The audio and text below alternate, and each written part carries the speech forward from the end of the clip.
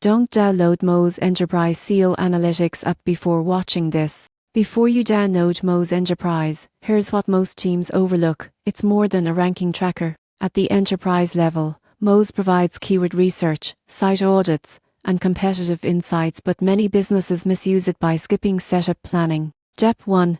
Perform technical audits. Moz identifies crawl errors, broken links, and site speed issues. Most people get this wrong by performing audits irregularly, leaving problems unresolved. Step 2. Research keywords. Use Moz to identify high-value keywords and content gaps. The surprising truth is, targeting irrelevant keywords wastes time and reduces traffic. Step 3. Analyze competitors. Track backlinks, domain authority, and content strategies. Without competitive insights, you miss opportunities to outrank others. Step 4. Monitor performance. Use dashboards to track rankings, traffic, and conversions. Teams that act on data optimize strategy and improve ROI.